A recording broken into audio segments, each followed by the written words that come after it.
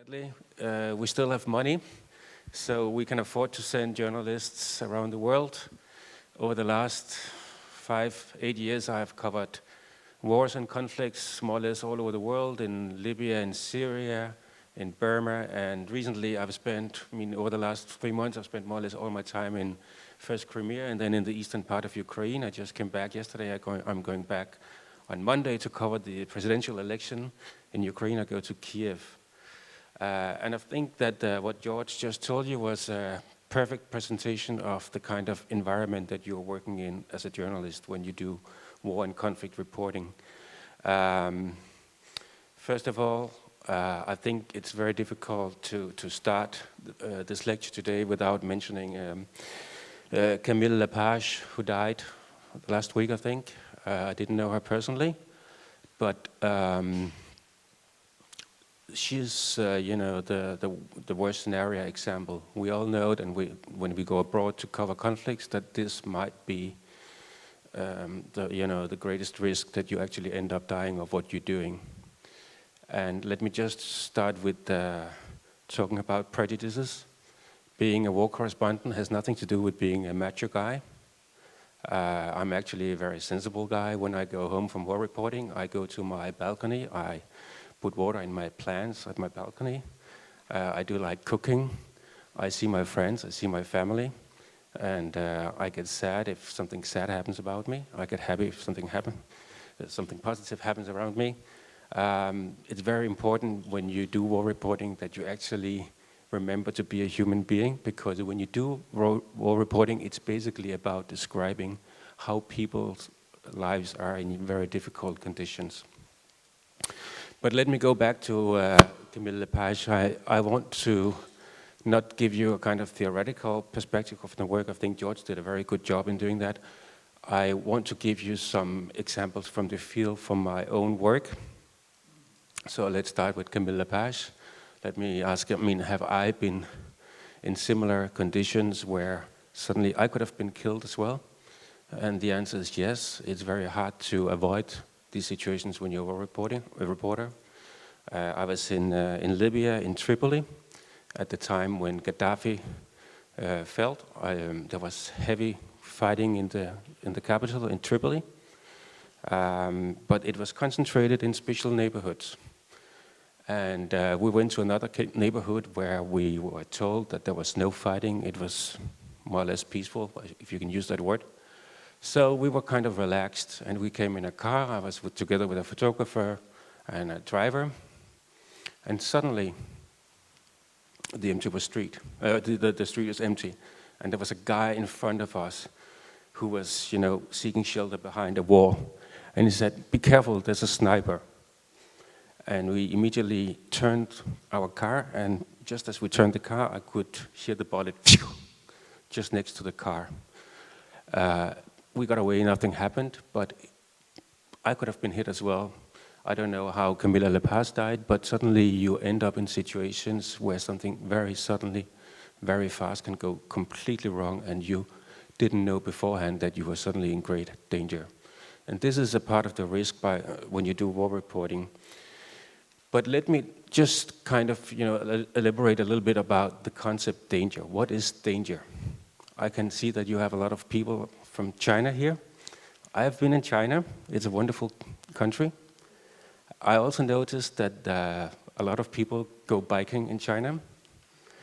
So do I. When I'm at home, at my work, I go to my work every day biking.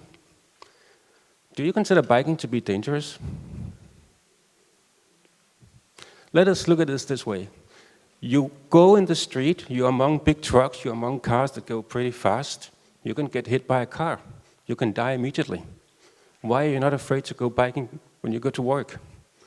Because you follow certain rules. There are rules. You stay on the path, you're not driving in the middle of the road, you're not driving right out in front of a big truck that will hit you. No, you follow certain rules, and you avoid to be hit by a truck or by a car. The same thing with war reporting. By planning, by knowing what you do, you can reduce the risks quite a lot. So it actually makes sense to go there, that you think that you can actually do this without losing your own life. What kind of rules am I talking about? There's something basic training that you should know. I mean, before you go to a city, you should study the city. For instance, I went to Damascus last year in Syria. There was heavy fighting in Damascus, but not in all neighborhoods. There was heavy fighting in some neighborhoods and not heavy fighting in other neighborhoods. So what do you do? Of course, you find a hotel in one of those neighborhoods where you don't have heavy fightings. And what else do? You make sure that the hotel is next to a street that is open, so if something happens, you can get out of the town. This is basic, studying before you go there. But just by, choosing the right hotel, you can reduce the risk quite enormously. And also, when I go for an interview, for instance, in Damascus, I call my editor and say, I'm gonna meet this guy at this place. I think it will take me 15 minutes to go there. The interview will take 1 hour.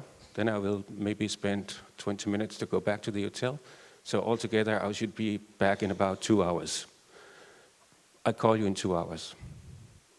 So then he knows exactly if I'm coming back, and if not, then he knew where I was going, where I was supposed to meet this guy, and my way back. So if something happens to me, they know where to start looking for me, which is also, really pretty nice if you get taken as a hostage or something like that. And then one of the most important things is that you should have a fixer, a translator that you can trust. I will come back to that later, because the most important thing also is to follow your guts, to follow your instincts. You have to trust yourself. And I was in Ukraine last week, and I make lots of mistakes. I make mistakes all the time. I shouldn't be here because I'm not really an example, because I make mistakes almost every day. And I also made a big mistake last week, because I was in Slavyansk in Ukraine, which is the hotspot of the pro-Russian separatists. There was a lot of checkpoints, and it was quite dangerous to stay there, so we had to go to Slavyansk to the reporting and then go for 2 hours back to another city that was not, as dangerous as Slavyansk. And it was evening, it was dark, there were no cars in the street, and then the alarm started. We were driving, bing, bing, it said. And I thought, oh no, it's just something, minor problem. And I asked the driver, and he said, oh no, minor problem. And then I thought, well, it's not because he doesn't have fuel, is it? I said, no, he's not that stupid. Of course he went to a gas station before we were going on this trip for 2 hours in completely darkness in a war zone back to another city. Of course he was thinking about that. So I didn't listen to my instincts. And we passed 2 gas stations. And then suddenly the car said, and it stopped in the middle of complete darkness. No fuel. I didn't trust my instincts. I should have asked the driver, well, there's an alarm going on here. What is this? Does it have something to do with the fuel? He said no, but I should have said, well, shouldn't we check the tank? How much fuel do you have? I didn't listen to myself. The same thing in Syria. Once in Damascus, we were offered an interview with the governor in Homs, which is a big city, like 4 hours drive from Damascus. And I said to my fixer, oh, is the road safe? Oh, he said, oh, sure, no problem. And then we went, nothing happened, but then on the way back, I asked again, is the road still sure? Is it still safe? Oh, yeah, sure, no problem. And then we started driving. And do you know when you go around, what is the most alarming signal you can have? When do you really have to be careful? Do you have any guesses? When? It's very simple. It's a very simple question, very simple answer. Use your eyes, use your ears. When do you think something is really, really bad? I mean, what kind of signals should you look for?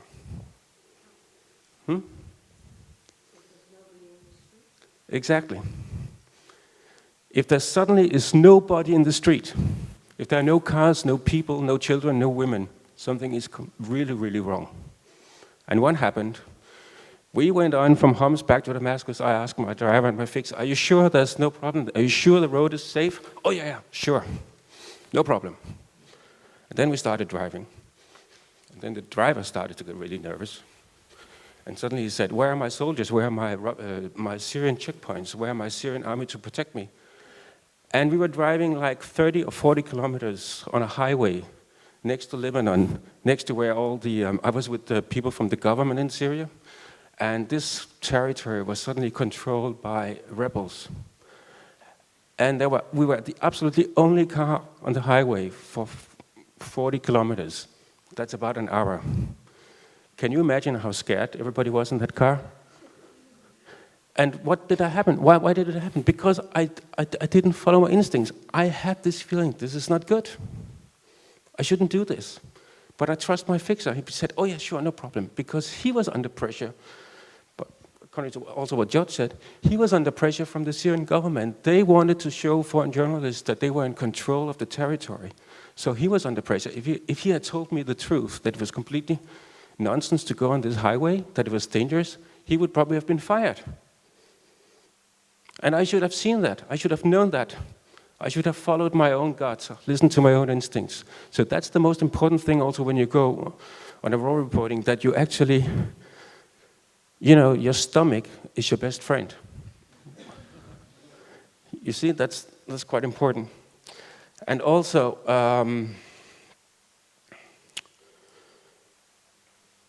there are also other basic rules that you should know when you go around. If something happens, for instance, in Ukraine, in the eastern part of Ukraine now, you go there and then you have one checkpoint controlled by the separatists, then you go for another 5 minutes, you come to another checkpoint controlled by the Ukrainian army, and then another checkpoint controlled by the rebels. And sometimes the soldiers at these checkpoints are even more nervous than you are. Because, for instance, in Ukraine, there have been several attacks on checkpoints over the last couple of weeks. So the soldiers, especially if you come around, late afternoon when the sun is starting to get down, people are really nervous. So what should you do? You should stand calm in the car. Open the window so people can see your face. Put your hands up in front of you so they can see you have no weapons. And stay calm. No quick moves, not like this, oh, it's itching on my knee or something like that. Calm. So people can say, okay, this guy, he doesn't have a machine gun hidden somewhere in front of him. And you should be you should present yourself as a human being. I was also in Ukraine last week, and I was thinking, oh, something is wrong here because I haven't had any problems. This is too good. Something must happen soon. And I've been to a small village outside of this hotspot called Slavyansk. I've talked to old ladies, been invited for tea. It was a very nice day. The weather was perfect. But it was in this small village. They were not used to journalists. And then we drove on the road, and suddenly there was a checkpoint, and I thought, oh, fuck, now it comes. Because there were 4 soldiers at this checkpoint. They were badly dressed. I could smell the vodka even before I started talking to them. They were completely drunk. Their eyes were red, and they were not very friendly. And they looked at me, who are you? And then I said, well, I'm a journalist, I'm from Denmark. Oh, we don't like journalists here. You all work for Obama, that's it. And and I thought, well, they won't kidnap me, but they will probably keep me here for maybe 5 hours, where I have to listen to them and listen about their views about world politics and so on.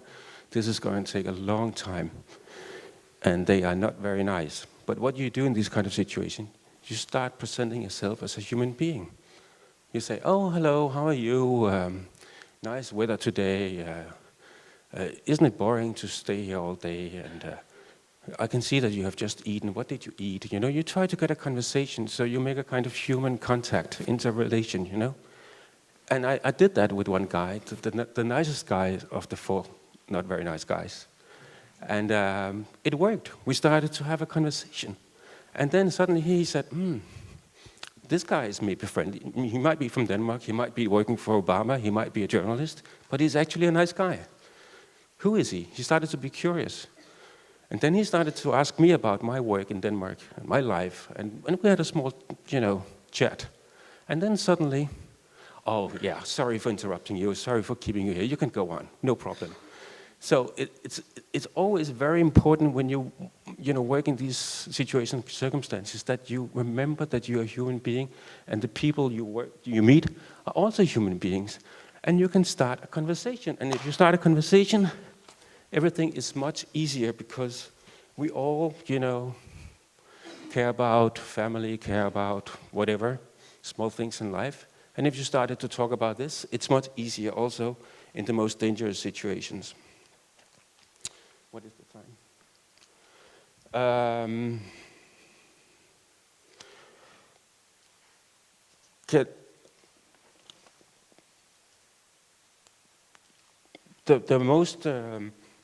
What are then the most dangerous situations when you're a war reporter? You can plan, you can behave as a human being. The most dangerous situation is when something unexpectedly is happening. I've been to Syria several times. I was in Damascus once. We had to go on the highway from Damascus back to the border to Lebanon, and then to Beirut to go home. And it was a kind of, not really, a little tense situation at the highway between Damascus and the border. We were, really on alert, because we thought, well, if something is going to happen, it will happen on the road between Damascus and the border. Nothing happened. But then when we crossed the border, we took a taxi that should bring us to Beirut. But first you have to go through Hezbollah land. Hezbollah, this militia, is an area they control. It's not controlled by the Lebanese army. There's no law and order there. And we found a taxi, and immediately we didn't like the driver. He had these cold eyes. And there was just something, again, your stomach. Something was wrong. But we thought, okay, we hired him. So now we can't get out of it. We went into the car.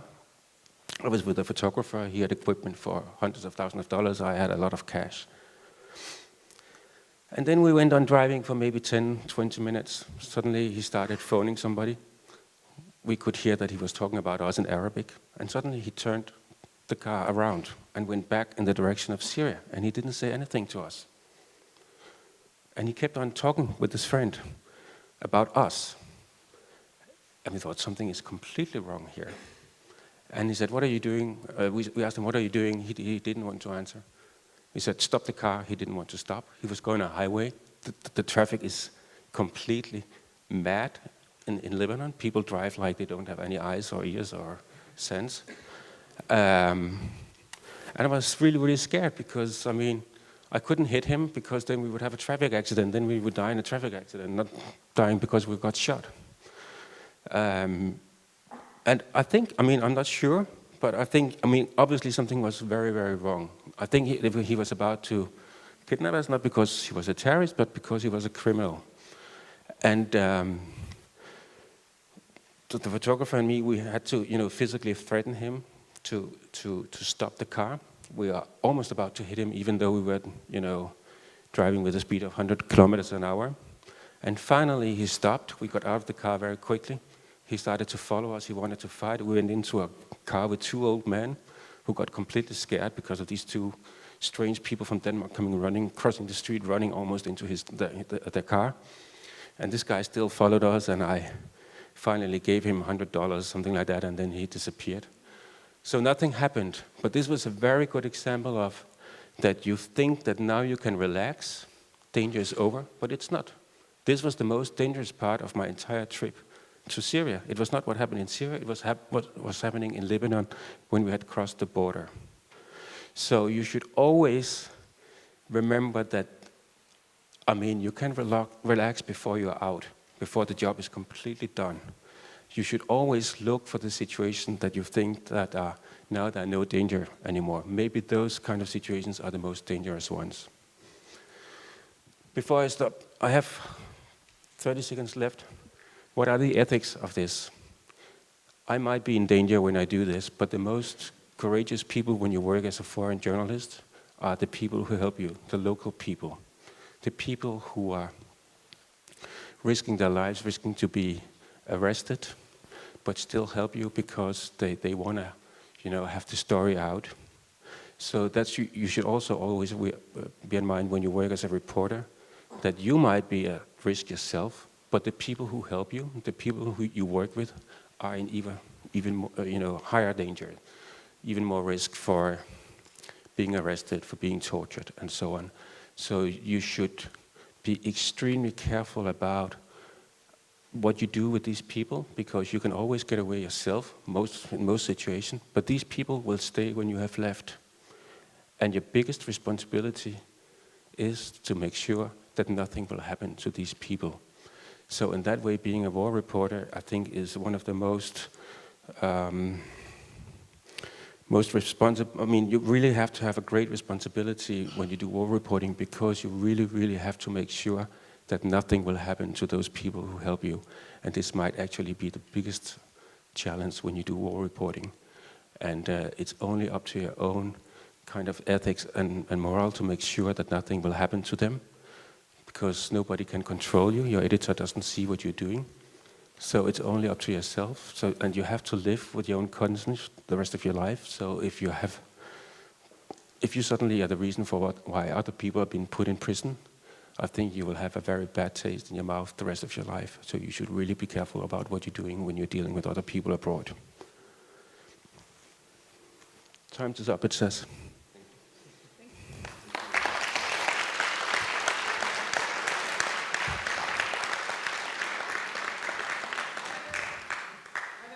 Questions for Claus? Yes? We do have time. We're ahead of time somehow, so please feel free to ask questions. Thanks, Claus, and you share us a lot of experience that you had. And I have got a question that, what do you think that will change to the society since you're reporting those kind of reports? And what differences has the reporting changed or made? Yeah, these are very, big questions, and it's very easy for me to, come up with the standard answer being, I want to tell the truth, I want the world to know what's going on. Of course I do that, but it's also a little bit of a cliche, isn't it? But I can give you let me answer your question in another way. I didn't mention before, are there places that are too dangerous to cover? Yes, there are at the moment. I wouldn't go to Benghazi in Libya, and I wouldn't go to the areas controlled by the opposition right now in Syria. Most journalists don't, not even the BBC or any other big media at the moment send people into cities like Aleppo in Syria. And at the same time, I read in the New York Times yesterday that every day you have 9,500 new refugees in Aleppo. 9,500, imagine that, every day. People who suffer, people who cannot live at home, that have to leave their houses, that might lose their children, that don't have clothes, that don't have food, that don't have, anything. And nobody knows about them. That's a big problem that we are not able right now to cover, one of the biggest tragedies that is going on right now in the world. And that's also why the answer is, why is it important to do war reporting? That is it because it's important to report about how people are suffering in such a large scale as, for instance, what is happening right now in Syria. And that's also why I do it, because I think it's important, because foreign ministers and all other important politicians, they actually do read newspapers still. And it makes an impression on them. And it also makes an impression on NGOs, on other political bodies. So in that way, you do hopefully change something, even though it's hard to see any change from a day-to-day basis. I can't say that because of a story I did, something happened and something changed and something was made better. You can't see it from day to day, but I think in the long run, if you didn't have the reporting, what would you do? You would have a situation where you wouldn't be able to make any decisions because you wouldn't know what was going on around the world. Do we wish this kind of situation? No, probably not. That's why we do it. Thank you. Thank you for your question.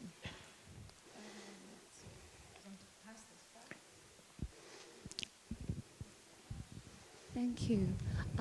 Hi, I have a question. Considering your working environment, there are a lot of dangerous things happened, and you might be feel lonely when you're outside, even if you're with your partners there.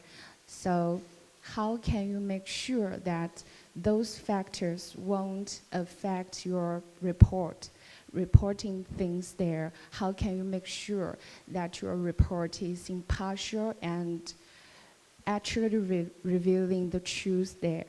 Thank you. It's a very good question. And I think the honest answer is it's always partial. You cannot do all reporting without, investing yourself. But what I do as a general rule is it's so difficult sometimes to, when you're in a war situation, it can be difficult to move around. You can have checkpoints, maybe the phone lines are down. It's very difficult to get the overall picture of the situation in the place where you are. So my general rule is that I only report what I see, and I'm not claiming that this is the entire truth. I'm just saying, today I saw this and this and this, I talked to these and these people, and this is what they told me, and this is what I saw. In that way, I think you're honest, but you should also, mention in your reporting that it can be difficult to have information confirmed, so you don't, exaggerate or, give the impression that you know more than actually what you do know. Are there other questions?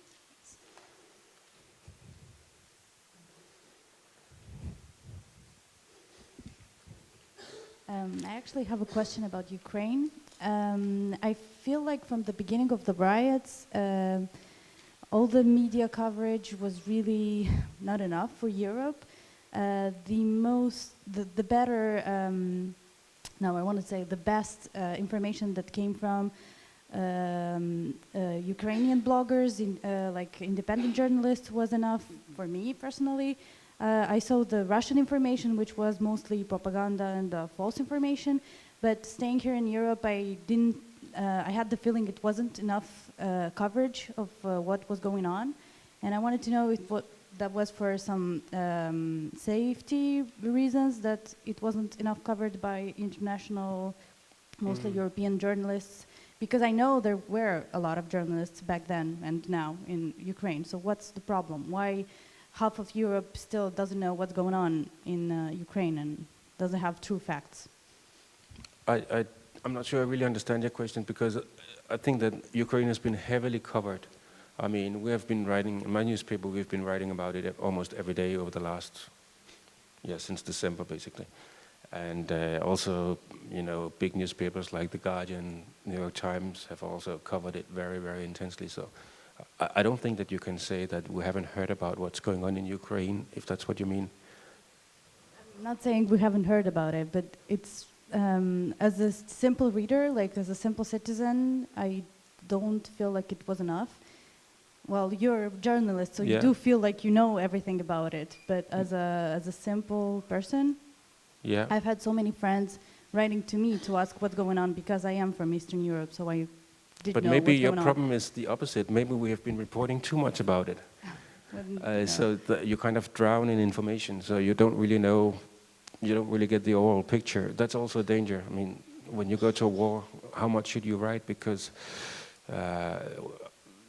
you can write one big background story about what is the conflict really about, which could be a good idea, but you can also write a lot of day-to-day stories about, small reportages about what you see, which is important. But the risk is that if you have a lot of these stories, people will think, okay, now I know what a guy in the city is thinking, but what is the conflict really about?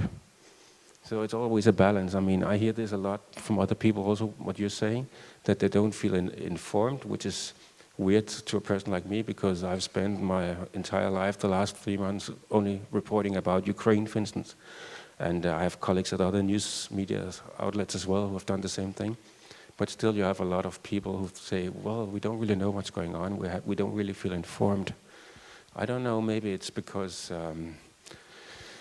I don't know if you read the stories or only see the headlines, or if it's because we have too many stories, so people don't really get the picture anymore. I don't know, but it's a dilemma, because I actually think that we do a lot of reporting about, especially Ukraine right now, also because, as Joe said, you can still go to Ukraine. You can't go to Darfur. We would love to cover Darfur. We would love to cover Somalia, and also Car was actually supposed to go to the Central African Republic a few months ago, and then a colleague of mine went instead of. But we could only do that because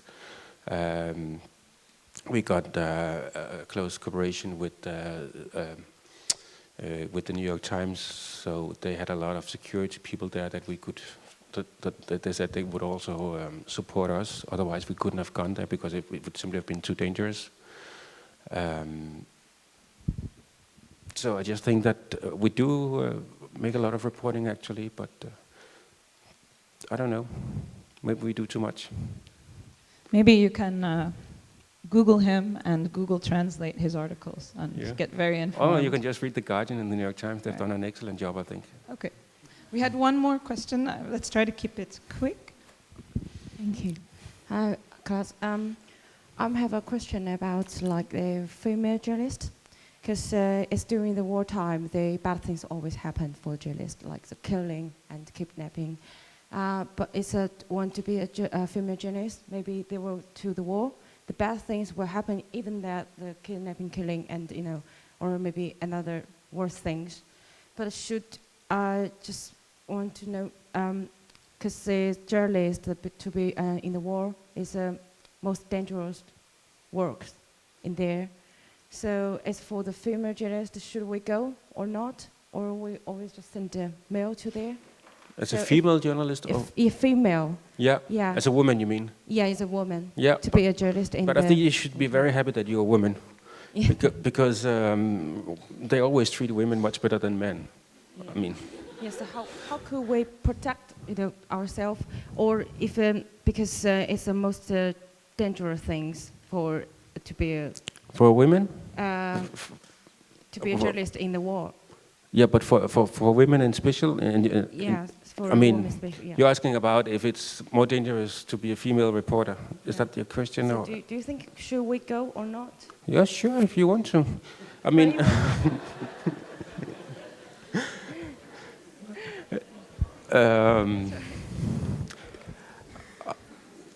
Let me give you an example. In Ukraine, I was working together with a fixer, translator, a very pretty young girl, 28 years old, Anna, very, very pretty. And I was always sitting in the back seat, and she was sitting in the front seat next to the driver. Why? Because most soldiers at the checkpoints are men. When they see me, they get offended. They think, who is he? When they see Anna, pretty woman, young. Oh, hi, how are you doing? No problem. Go on. And also, I have a Danish colleague from Danish TV, a woman.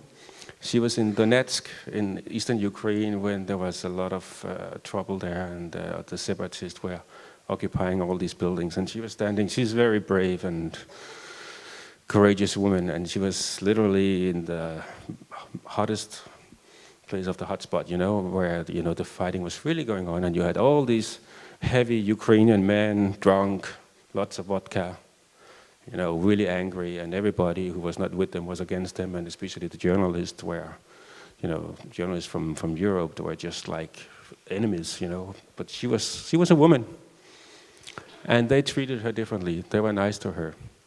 I mean, she didn't experience as much trouble as all other men did, So I don't think it really makes a difference to be a woman. I mean, it is, as a woman you can get raped, yes, but you can also get shot. You can also, there's a risk in war reporting.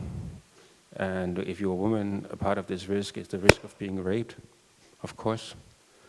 But still, it also has some advantages. You can easily get around as a man, I think.